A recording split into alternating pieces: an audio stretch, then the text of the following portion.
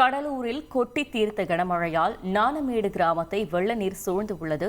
இதுகுறித்த கள விவரங்களை செய்தியாளர் கண்ணதாசன் வழங்க கேட்போம்.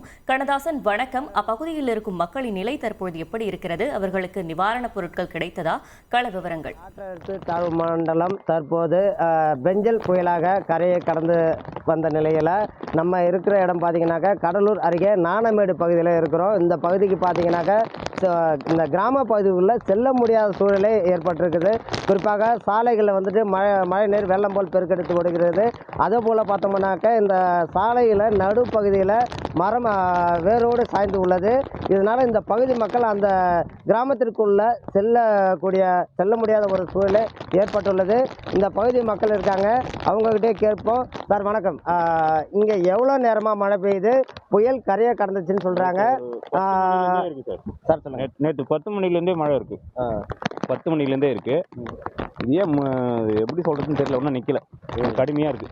இந்த போக்குவரத்துலாம் எப்படி சார்? போக்குவரத்துலாம் இல்லை. அதே போல் இன்னொருத்தவங்க இருக்காங்க, அவங்ககிட்ட கேட்கும். சார் வணக்கம், இப்போ இந்த பகுதியில் இந்த விவசாயம் எல்லாம் பண்ணிடுறீங்க, இப்போ எந்த அளவுக்கு மழை பாதிப்புங்கிறது இருக்குது? இப்போ விவசாய பயிரெலாம் நல்லா இருக்கா, எப்படி இருக்குது? இந்த கிராமத்துக்குள்ளே உங்களால் போக முடியுதா? பார்த்தீங்கன்னா நேற்று சாயந்தரத்தில் வந்து மழை பெஞ்சிட்டு இருக்கு. இரவில் பார்த்தீங்கன்னா மழை வந்து ரொம்ப அதிகமாக பெஞ்சிருக்கு. அதாவது ரொம்ப சொல்ல முடியாத அளவுக்கு மழை பெஞ்சிருக்கு. இப்போ வயல்லாம் பார்த்தீங்கன்னா ஃபுல்லாக பயிர் செஞ்சுருக்காங்க. அந்த பயிரே தெரியாத அளவுக்கு ஃபுல்லாக மழை தண்ணி நிற்கிது. தண்ணி வந்து இப்போ அதிகமாக வந்துட்டு இருக்கு. இப்போ வேறு ஆற்றுல இருந்து வேறு தண்ணி வந்து போல இருக்குது. பயிர்னால் என்ன ஆகும்னு தெரியல, ஃபுல்லாக முழுகி போயிருக்கு தண்ணி. காற்று வந்து அதேமாரி சூறாவளி காற்று அடிச்சிட்டே இருக்குது. காலையே கடந்தது சொல்கிறாங்களா, ஆனால் ஒன்றும் காற்று வந்து உள்ளே தான் வாங்கிட்டு இருக்குது. காற்று வந்து வெளியில் வரல. காற்று வந்து கடல் பக்கம் தான் இழுத்துட்டு இருக்குது. ரொம்ப அதிகமான மழை பெஞ்சிட்டு இருக்குது ராத்திரிலேருந்து. நைட்டு வந்து ரொம்ப காலையில் வெளியில் பார்த்தோன்னா ஒரு 2 மணிக்குனா பார்த்தீங்கன்னா அதிகப்படியான மழை. உள்ளே பார்த்தீங்கன்னா ரொம்ப எல்லாமே மின்சாரம் நேற்று சாதனத்துலேருந்து இல்லை, கட் ஆகிடுச்சு எல்லாமே. மின்சாரம் இல்லை. ஃபுல்லாக வந்து பார்த்தீங்கன்னா அதிகமான பாதிப்பாக இருக்குது எங்கள் ஊரில்.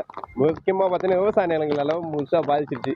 பார்த்தீங்கன்னா ஃபுல்லாக விவசாயத்தில் பயிர் இருக்குது, ஃபுல்லாக நெல் பயிர் இருக்குது. நெற்பயிரே தெரியாத அளவுக்கு ஃபுல்லாக மட்டமாக தண்ணி நின்றுருக்கு கொல்லி ஃபுல்லாகவே.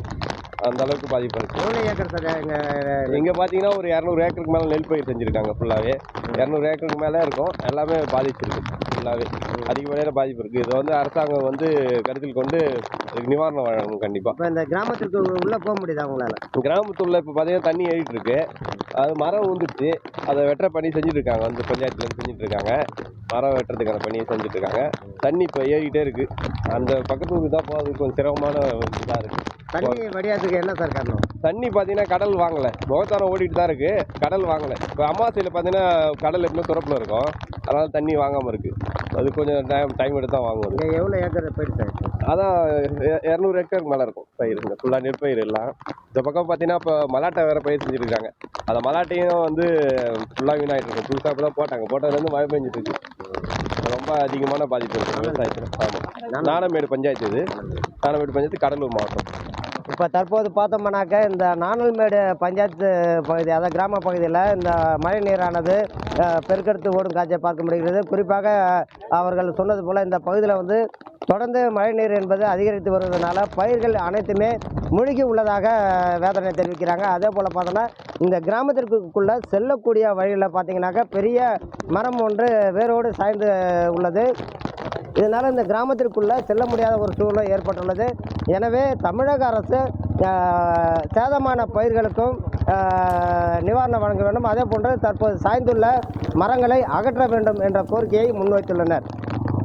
தகவல்களுக்கு நன்றி கண்ணதாசன். செய்திகளை உடனுக்குடன் தெரிந்து கொள்ள உடனே சப்ஸ்கிரைப் பண்ணுங்க.